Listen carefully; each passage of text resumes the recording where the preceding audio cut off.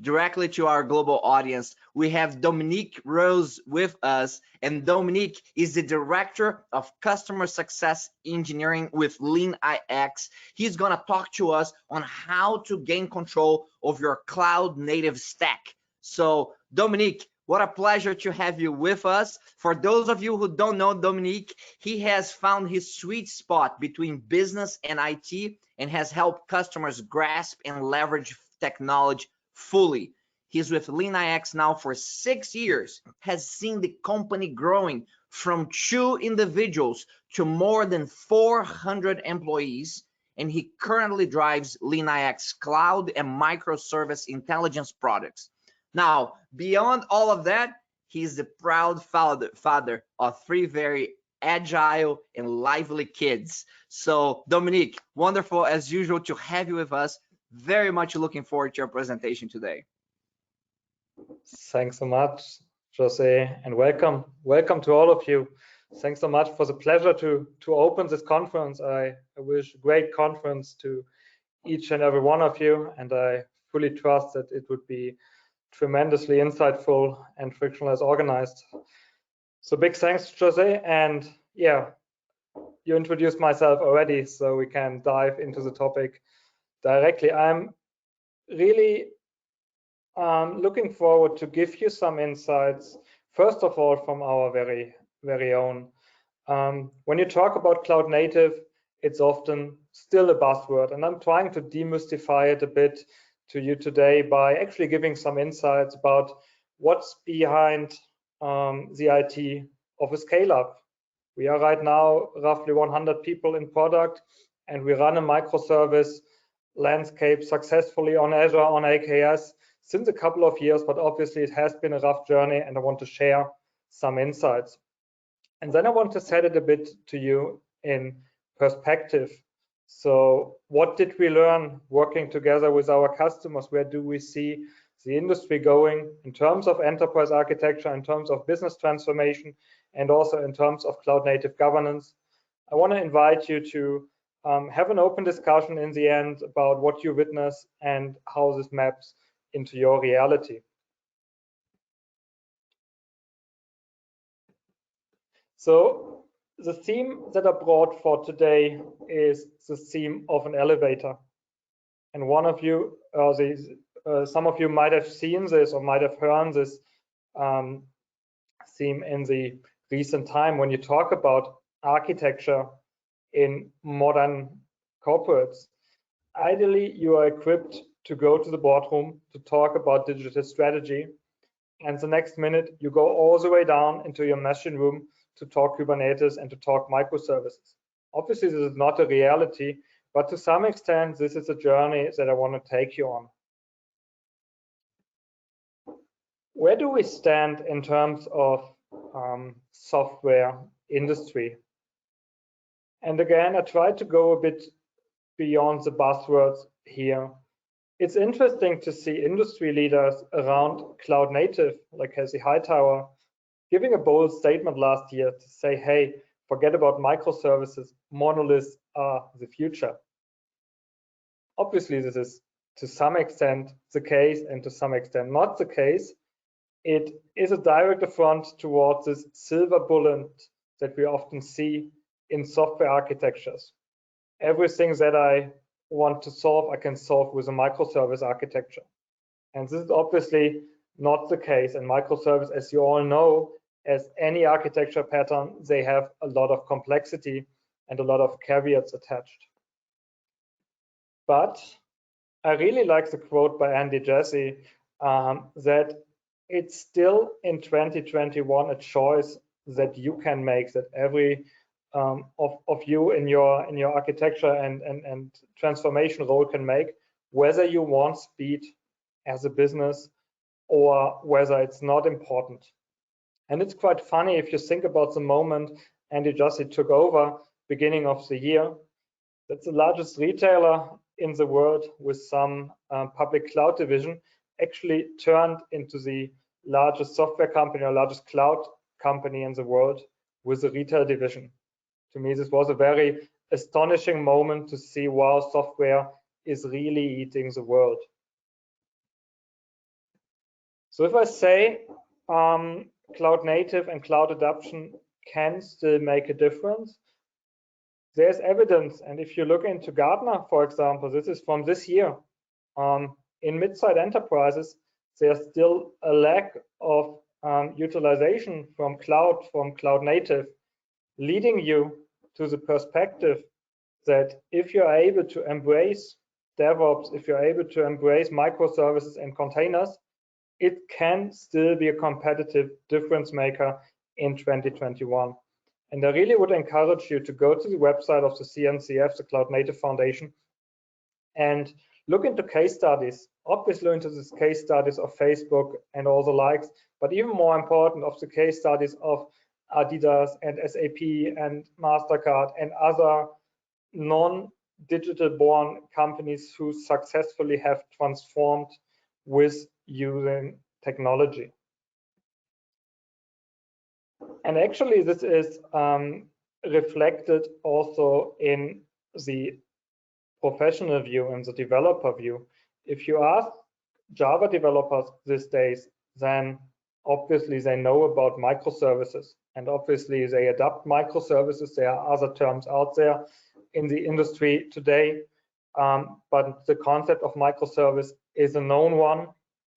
And also many IT departments are still in the transformation, transitioning to microservices and finding their way. So I want to give you a quick idea about what LeanIX is before I would invite you to our journey to see how we successfully applied microservices and cloud native for ourselves. LeanIX is a German-based software as a service company, and the goal is to be the Google Maps for the IT. So we try to give IT organizations guideline. What systems do you have? Where are they used for? What are the technical dependencies that you're having, and who's responsible for something? And we benefit a lot from working together on the one hand with big corporates, but on the other hand also with fast-moving companies like Atlassian, like Dropbox, who reinvented the term enterprise architecture over the recent years. And we are in a proud position to help more than 450 customers with now 350, 360 employees worldwide, obviously based on SOC 2 and ISO certification. And most important for today, also based on a cloud native architecture. We help companies around SaaS management, we help companies around enterprise architecture management, and then also around cloud and DevOps management. But all of this should only serve for now as a context to take actually a step back and look back 9 years from today when we started. So LeanIX started in 2012 with an MVP focus to say, we want to prove as early as possible that we can create value for our customers. And obviously an MVP is not parts of the car somehow assembled, but an MVP for a car is a skateboard, is maybe then a bike, to show that the user, the customer, can create value early on. So from a technology point of view, looking back, it's quite an interesting view. Obviously, you use what is there. You use Apache, you use PHP, you use MySQL. You don't care about cloud, you don't care about scaling. You just care about getting something out. And this is actually what we got out even 9 years from now. And I will invite you to a quick live demonstration at the end of my session, and you will see that from a user perspective, many things are still very, very similar. But obviously in the back, a lot of things have changed in the meanwhile. And just a really quick invite to see the scale of the journey that we have been undertaken from a business perspective, but then also from a technology and headcount perspective. We, in 2015, 2016, decided to apply microservices, very consequently started with something like user and tenancy management. And then also in 2018, took the chance to move our entire stack from bare metal, from a self-hosting concept into Azure, now fully running on Azure and Kubernetes. And this is where we are today. And this only gives you a quick glimpse of the challenges that our IT team runs today. More than 120K logins each and every month, a lot of managed applications, and even more data that we have to manage because we help companies now scan their AWS footprint, scan their Kubernetes footprint, and set it into relation to the business. And what's underneath it is, as I said, it's Kubernetes based on Azure. It's now more than 30 microservices run with more than 20 development teams in 2 major hubs. I'd like to invite you to 3 main objectives that has been there early on, and that has always been driven our decision to go for such an architecture, to go with microservice, to go with a cloud native stack, to not own a single server. And actually, this is very much in line with people like Sam Newman, who obviously give strong arguments to say, whenever you choose a cloud native and microservice architecture, you better understand your goals. One goal for us always is fast time to market. And you know the theory of continuous integration and continuous deployment. And obviously the practice is also, if you allow people to deploy their software independently, then you can develop the muscle to deploy your software multiple times a day, to have resolution times in case a bug occurs of minutes, and to invite customers to beta test where they can test out features early on, activated, deactivated with some feature flag with canary bolts, and test the software while ensuring absolute enterprise ready stability. So time to market is obviously the one aspect. The other aspect has always been and is the scaling part. And when I think about scaling, it's a balance. It's a balance between technological freedom and restrictions that you need to apply. So technology freedom is a great thing. Why? It allows you to employ the right technology for the job. So we can say we need one database type, like a relational database for the one part of data, and a time series database for the second part of data. We can also say, great, a certain development team excels in another programming language, in something like Go or another language, and we can try this. Obviously, this comes with a price and with a balance. You need to understand what this makes with your workplace. You need to make sure you can attract people in the long run. You need to understand topics like GDPR.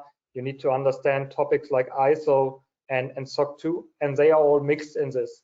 And what we experience and what I want to share here is that it's constant forth and back between pushing for freedom in the development department, but then also educating the development teams, the product owner, to take responsibility for aspects like workplace, like data protection, like security.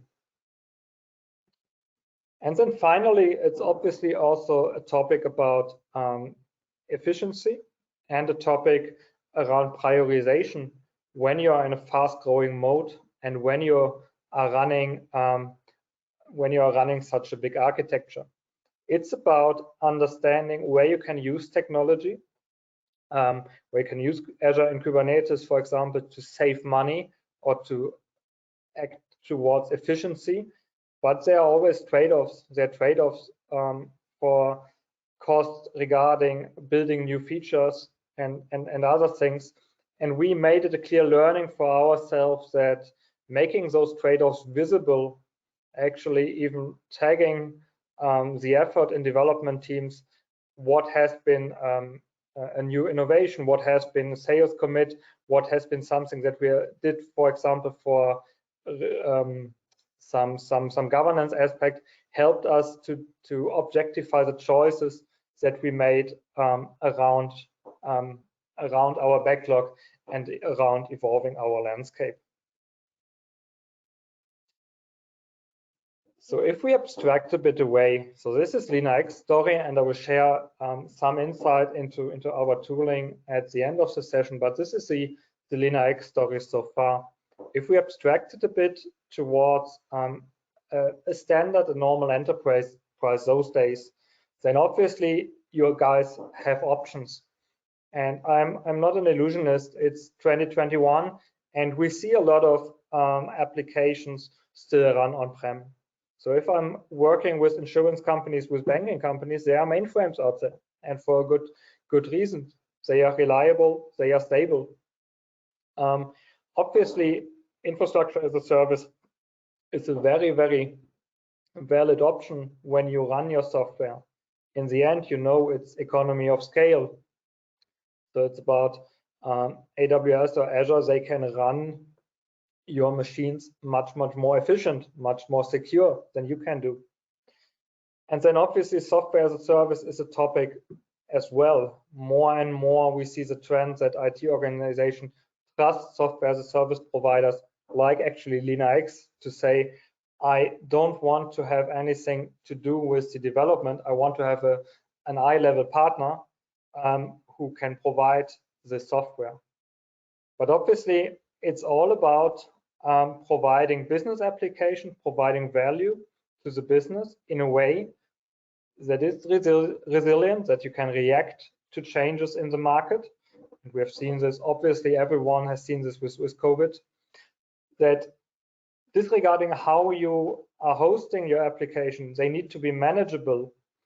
And of course, they need to be observable as well, so that you always not rely on gut feeling whether your IT is in a good shape or in a bad shape. And this is also obviously where this entire topic of cloud native or microservice come into play. In my view, this is the area of platform as a service where you as a company make a very dedicated decision that you want to be agile, that you want to have a core competency built in software which you can evolve to your needs, where you can react to your needs, hopefully also in very, very short time. Now, if we dive a bit deeper into the topic of platform as a service, then again, it's not my intention to compare you wherever you are in your reality to somebody like Netflix or so. And actually, we made the mistake very early on in our history as well. We played around with the notion of how many microservices do we need, and at a certain point in time we had more microservices than developers. Obviously this is not scaling, so you need to find your own way to deal with your business needs. But what we learn is that if you want to invest into platform as a service, then you want to also take your developers seriously.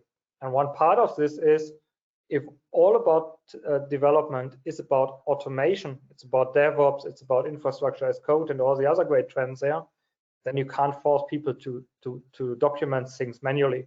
Then you need to find a way to embed the documentation that you need for strategic, for regulatory purpose into their tool chain. Also, if you decide to build a muscle in platform as a service in cloud native, then it's a clear decision to go all in here. It's a clear decision to say, I don't want technology to slow me down.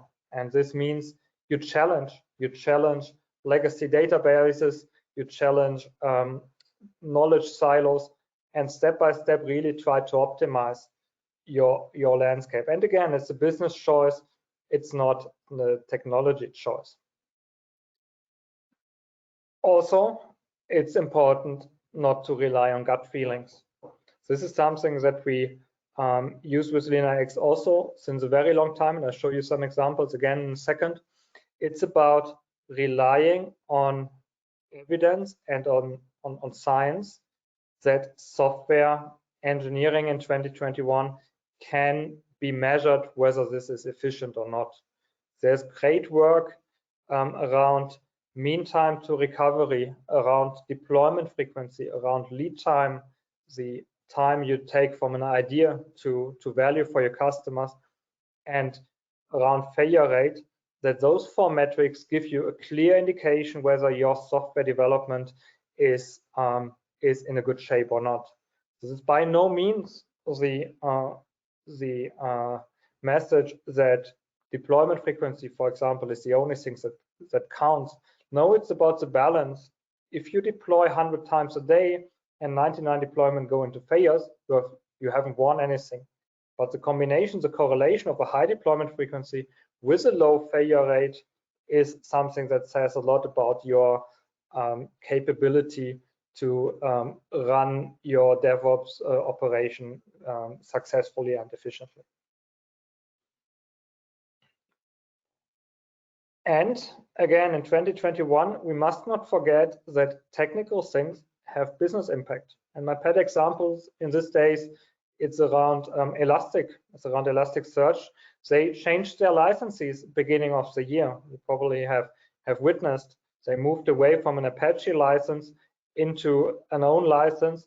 Actually, they forced every single development organization on the globe to assess, are we still in the position to run Elastic software in our tech stacks? Or do we need to make a choice to move away to another open source project, to stay with an old version, and to accept technical debt? And what we learned is that the interaction here between the CTO, between the legal, who can navigate this jungle, and then between the business to understand when is this really making an impact for us or not, it's becoming more and more crucial for companies to understand which business capabilities, which value streams are affected by such a change in license. So all of this is most likely not news, but hopefully reinforcing what you know anyways.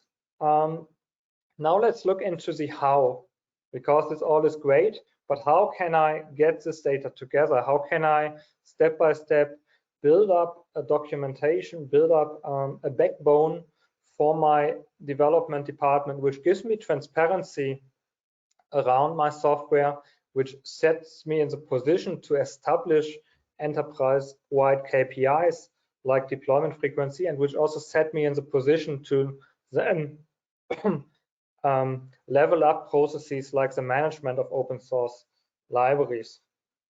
If we follow the elevator pattern and take a look in your machine room, then we can start with the public cloud provider. And here start with very, very simple questions. Which cloud services are we using in our company? Where do they run? Who owns cloud services? What cost do they what cost incur, and do we have governance under control? And those questions sound really trivial, but in the end, it's something that we see companies struggle with. Say, are we actually using some EKS or some Lambda or some Fargate somewhere in our company?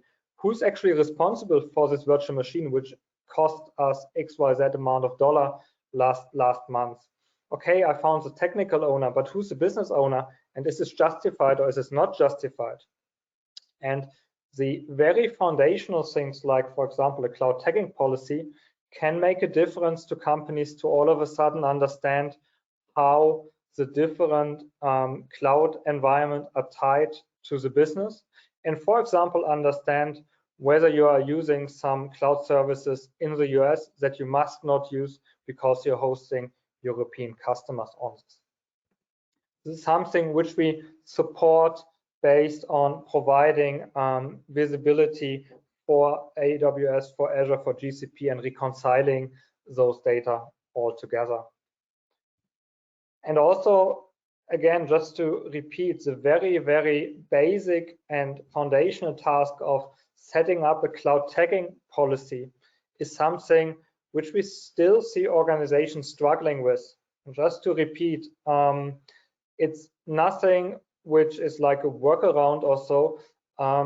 There is actually best practices around AWS, around Azure, there are tons of white papers out there that you need to make sure that you tag, that you label your cloud resources properly in order to give them the business context. And if you can make such a cloud tagging policy transparent in your company, in your development department, then it can feed into infrastructure as code, into processes, and allow people to adhere to such a policy much easier. If we look into microservices, then ideally you would be able to provide a microservice catalog to your development department, also to other stakeholders like for example the support team. And what we see is that the combination of different sources that you have anyway in your development department, like for example CI/CD pipeline, your development team is obviously using CI/CD to deploy their stuff. Great, can we hook in to get out of this some metadata that they can easily maintain, that we can get out of this license and library information and KPIs in order to non-intrusive monitor whatever we have deployed? Or can we augment this information with a live view from your machine room, from Kubernetes, for example, which is obviously some state of the art currently, and say, whatever we deployed, is this actually reflecting the truth which is running in my machine room, to avoid something like architectural drift? Or can we go one step further and now not only look into what we have deployed and what is running, but also how things are connected, and link a microservice catalog with some API information, with some metrics around API usage, in order to give people the understanding, where can I find a well-established API in my company who's responsible for this, and can I invest, for example, into more reuse, into more diversity in my API landscape? And finally, the topic of vulnerabilities and risk. We see great tools out there in the market, and we listed some which give your development and operation department a lot of insights around vulnerabilities, a lot of insight about potential risk, technical risk to your business. But now having the capability to understand which of these thousands of findings is really affecting myself, because it's a productive system we are not only using internally, but we are using to run customer data, is something that can make a difference here. And finally, we see that now that you have your data from your different sources together and bundled, now it's important to level up again in the elevator and actually translate this know-how into transformation, into a language that your business partner can understand. Because let's face it, every single cloud transformation, every single cloud native initiative in 2021 has some business impact. And actually we can learn here a lot from software development. They obviously use on a daily basis something like branching, something like, in the end, my versions of software come together, but I can build some cohesive scenarios or some cohesive development forks on this, where people can work on this and then match it all together. And this is something that we are doing quite actively with our customers as well, to give them the chance to maintain their baseline architecture. What do you have in place today? And then together with the business partners, let them formulate scenarios. What if I would replace my HR system with Workday? What would be the consequences on the interface? What would be the consequences on the cloud service side, on the cost side? And to find a language where you can meet your business stakeholders and in the end bring this together. And just about an example how it could look like, in the end it's about bridging this entire elevator to start with the business objective. And I still see a lot of technical people afraid on this business perspective, but this is a language that obviously the business partner will understand. Am I able to increase my IT efficiency by 20%. And then the mean is I can move my internal application into a public cloud, into IaaS, into PaaS, apply 6R, etc. And then the way you can do this step by step is to decide on a plan, communicate a plan, and execute a plan.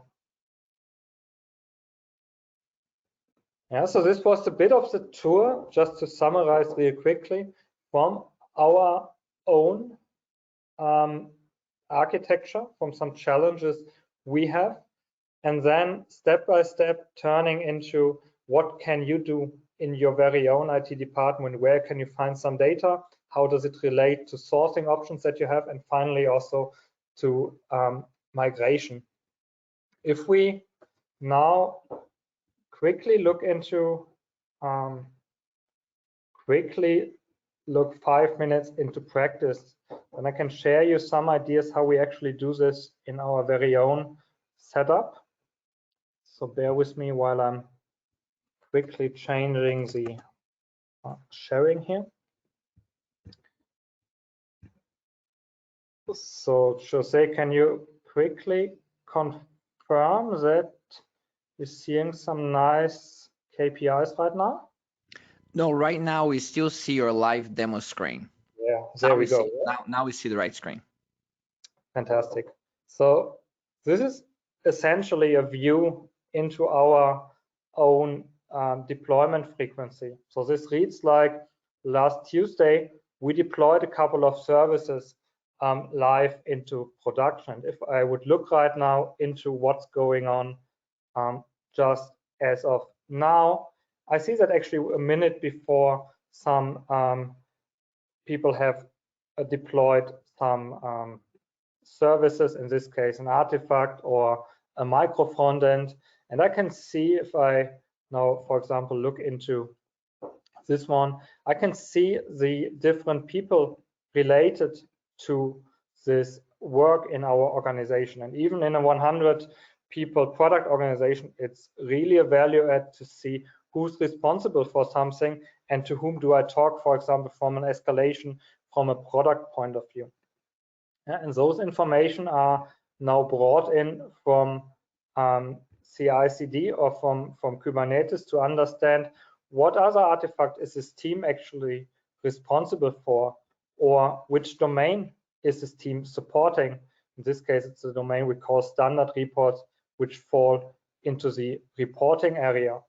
Or also now the question around, if I take a look into one particular service, how often is it deployed, which technology is it using, where would I find the source code, is it CDN relevant, or which technology is running underneath it.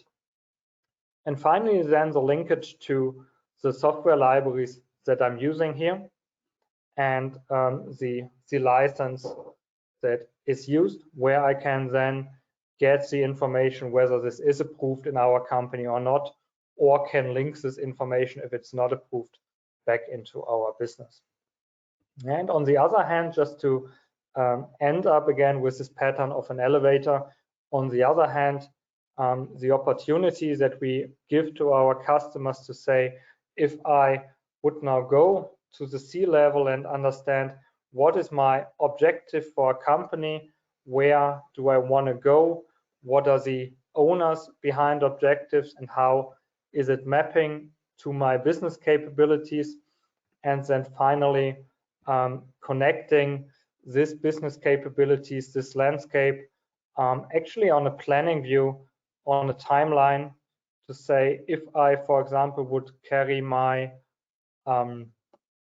entire cloud architecture for a certain division into AWS, what would be the building stones, what would be the dependencies, and how is it changing my architecture? So again, this gave you a quick sneak intro on the one hand to technologies that we are using internally for managing our architecture, and then on the other hand, setting it into relation to what our customers are doing to bring this technology to business users, to management, so that they can make joint decision on cloud migration. And by this, I would hand it back to Jose, I believe right on time, and I'm more than happy to answer some questions. Perfect, perfect, Dominik. Thank you so much for that great review and insight on the capabilities of what's available today and what Lean.ix has developed. First of all, it's an incredible journey to see the growth of the company, the impact it has had, and the growth of the customers. And on that note, there are questions that taps a little bit on your wisdom that you're working cross-industry with hundreds of different types of organizations, and you're getting to see a lot of different types of governance models for cloud. And the question is, what do you see emerging as a best practice for cloud governance? Organizations that seem to do it well and they seem to get the desired outcomes out of their cloud systems. What does their governance look like? It's a really good question, and I believe it's what we see is it's relative to where companies come from and where they want to go. So if I would set what I just shared from ourselves, like this ability to deploy multiple times a day into relations, we see e-commerce companies, we see insurance companies going there and say, yes, this is something that we need. We see other companies actually aiming to be a bit slower and aiming a bit more towards stability, to say it's not important in our business to release once a day. It's more important to be stable. Then you can actually lean on a more rigid governance. But if you want to go fast, the learnings that we have in our customer base is you need to empower. You need to empower your development teams. You need to not put fences in front of them. If I would recommend the Adidas case study, for example, from the CNCF, you can read it up there. There's this quote about it slows me down and it drives me crazy as a developer to wait and to fill in forms whenever I need a new machine. I can go into AWS and just provision a new machine within seconds myself. This needs to be the developer experience if I want to go fast and if I want to build great stuff out there. Now, obviously, the reality is not only developer experience, but also governance, as I said, GDPR, SOC, ISO. But we see great companies bringing it together by giving people the information and empowering the people to say, for example, which tags do you need? If you don't provide me the customer tags, then I cannot do my reporting from a regulatory point of view. But still, I would want to educate you by providing you the right information, by letting you embed this information in your infrastructure as code pipeline, instead of forcing you through a portal, through some paperwork before you can deploy some things. Very good, very good. Those are very good insights. Another question, as I look for the questions coming in, another theme that has emerged has to do with technology development in this area. If you look at the journey of Lean.ix in the last maybe 12 months or maybe even a little bit longer than that, last couple of years, what has been the new developments or the new functionality that you have brought to the market that some people may not be aware of? Yeah, I believe a very interesting story here is we made a very conscious decision because we have seen the reality of so many IT professionals change during COVID. So during COVID, all of a sudden, IT organization had obviously to organize home office and something like this. So we made a very conscious choice to say, let's give people a portal to make it very, very easily accessible to people all over the enterprise. What software can I provision? Where can I provision this? Is this supporting home office? Is this supporting VPN? And build a very, very friendly user interface in front of this so that people who normally would never go into something like an architecture tool got a clear idea where to find things. And this is the one extreme. So to bring information to the end user, not to stop at the IT professional, but to democratize information. And then the other part is obviously to invest a lot into automation. So in the area of microservices or cloud to scan data directly from Kubernetes, from CI/CD, but also in the area of software as a service management. We just acquired a company called CleanShelf Software as a Service Management company to give IT departments an automatic view in their SAP software as a service landscape around utilization, around cost, around SSO adoption, around security. So all comes back to the slide around I want to provide business applications which are resilient and manageable and observable, disregarding where I source it. So this is a bit the bigger picture that we see constantly evolving with our customer base, and then obviously not stopping in capturing the status quo, but to take the business stakeholder on the journey and say, how can we jointly conduct a transformation where we understand your language and you understand how technology can bring you there. And this is where we invested also quite a lot from our perspective into what we call business transformation management, where we have all these mechanisms like scenarios which are shared in the end of my talk. Very, very good. I must say that you gave during your presentation, you gave a little bit of a glimpse of certain capabilities and use cases that made me that I wish I had the functionality when I was leading an enterprise. A few years ago, I was leading an enterprise we had 12,000 engineers in more than 100 countries doing global infrastructure projects. And as part of that journey, every 2 or 3 years, we had an assessment of finding out what were the software applications we had running in this enterprise. Because as you know, in large organizations, these things just multiply over time. And we had no real simple way of doing that. And it was incredibly time consuming, but very important, because inevitably we would find out that we had over 4,000 different types of software licensing applications going on in the enterprise, some of which were not even being used anymore, and they were just kind of out there. We're paying licenses. So that's it's incredible to see just kind of the development of technology and capabilities that you have in just one use case like that. But I'll follow that up by saying that, by asking the question that many have asked here, is that I'm an enterprise architect, and it's hard to stay up to date on everything that's going on, because the reality is that you have to focus on your job and your organization, and you lower your head and focus on your work, and by the time you raise your head back up, there are all sorts of things that have happened with technology in that area. So on enterprise, related to enterprise architecture and IT infrastructure. So so let's say that for a lot of our audience right now, they have been kind of heads down trying to get work done through the COVID disruptions, and they raise their heads.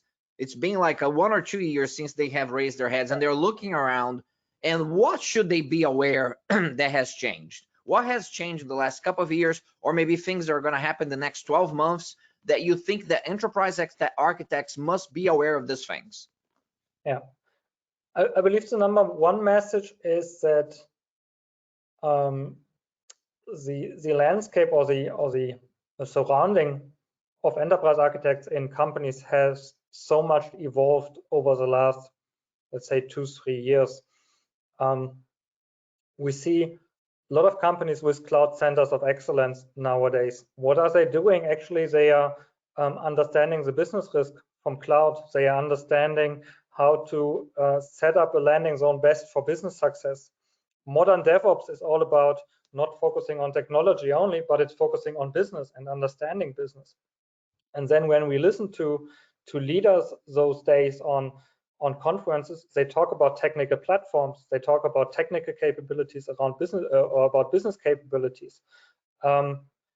And obviously also then other aspects like moving from projects into products, which is all there in the industry. We see our very best equipped customers in a way that they level this particular relations. They are not in this mode like, wow, they're shadow IT, I'm the gatekeeper of IT. But it's more like those people, CCOE engineering, they can be allies for me. And if I find a joint language with them, then I can like ride this elevator together. I don't need to be a Kubernetes pro to understand where Kubernetes is supporting my business or not, but I can have a discussion with the Kubernetes guys around do we reach our goals in providing dynamic utilization, providing an infrastructure actually which will carry us for the next Black Friday. Yeah, so all of a sudden, because I have data available and because I have people available at the other side of the table who are also really interested in the business side and bridging this gap, the situation for this enterprise architect changes dramatically. Obviously, we see that also the typical enterprise architect needs to embrace this challenge. He's no longer only the single gatekeeper of information, but her job is more to orchestrate and to connect to those different other people. That's terrific, Dominik. Dominik, before we leave, one more question, quick question. How does our audience can connect with you, can connect with LeanIX to know what's going on, to learn more, to interact with you? What is the best way for them to access the work you're doing at LeanIX? Fantastic. Please get in touch via LinkedIn. You find me on LinkedIn. Please just send me a message. More than happy to get in touch. If you want to know about LeanIX, we have some fantastic videos just on the homepage. You can check out, there are a lot of resources, just leanix.net. You will learn about enterprise architecture, you will learn about cloud governance, about microservice governance. You'll have the chance to trial, but you will also have direct resources at your fingertips where you can learn from without connecting, and then obviously more than happy also to connect and to get in touch to understand whether we can help. That's terrific. Congratulations again to you and the team at LeanIX for this incredible growth you have experienced, to all these great services that you're providing to enterprise and society. And it's a pleasure to have you with us. On behalf of our global community, thank you for sharing your expertise today. Jose, thanks so much for having me. Everyone, enjoy the conference. Thank you.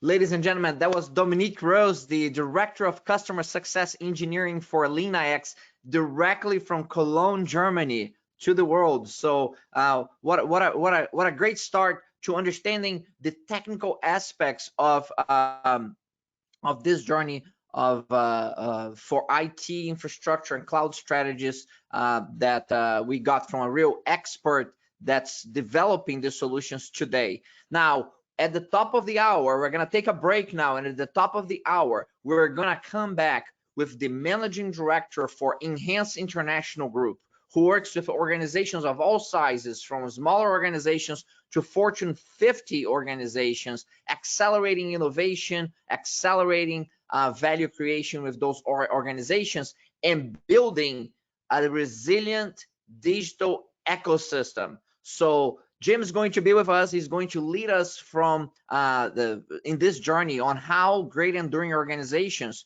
are building resilient digital ecosystems. You're going to hear directly from an expert, cross-industry expertise with some very well-known organizations, and we're very excited about welcoming Jim to the show at the top of the hour. So for now, I'm going to close this session, and I'll see you back up at the top of the hour.